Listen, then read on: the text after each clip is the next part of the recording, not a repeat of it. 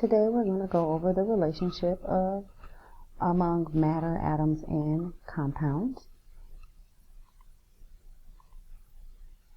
Before exploring the relationship between the matter, atoms, and compounds, it is important to know what each are. Matter is anything that takes up space and has mass.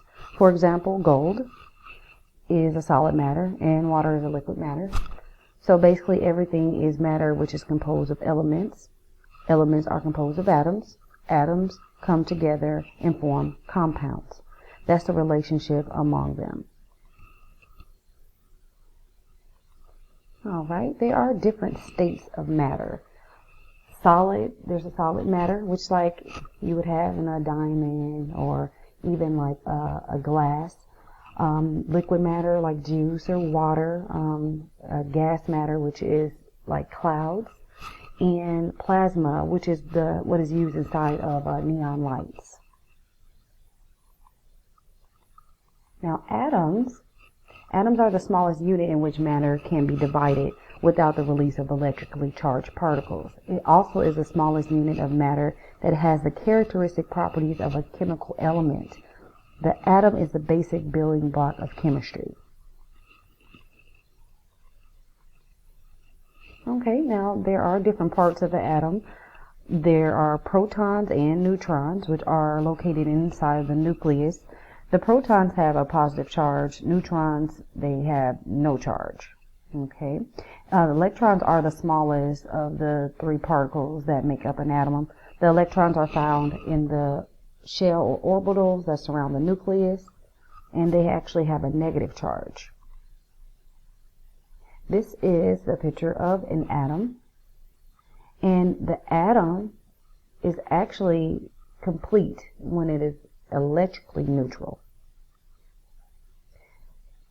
These are elements and compounds.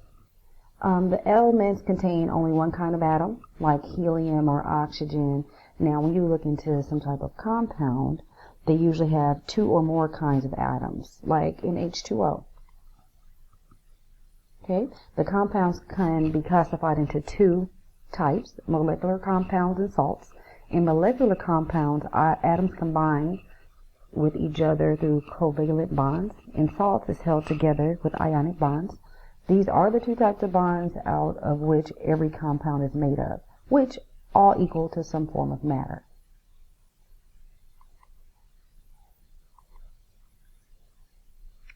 The ionic bond is a bonding between a nonmetal and a metal. For example, in table salt or sodium chloride.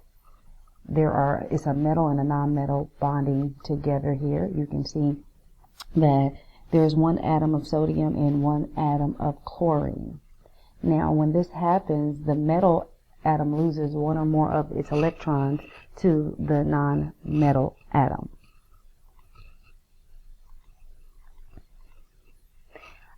A covalent bond, also called a molecular bond, is a chemical bond that involves the sharing of electron pairs between atoms. These include water, which is H2O. H2O has two atoms of hydrogen combined with one atom of oxygen. Okay, now you can see also there's peroxide. Hydrogen peroxide has two atoms of hydrogen and two atoms of oxygen. So they're actually sharing electron pairs between them. What you see here is what is called a molecular or structural formula. These structural formulas show how atoms bond together and are arranged. So you can see the arrangement here. Okay. And did you know that the human body has iron and traces of gold? I think that's amazing that we have traces of gold in us. And this is how the matter, atoms, and compounds all are related.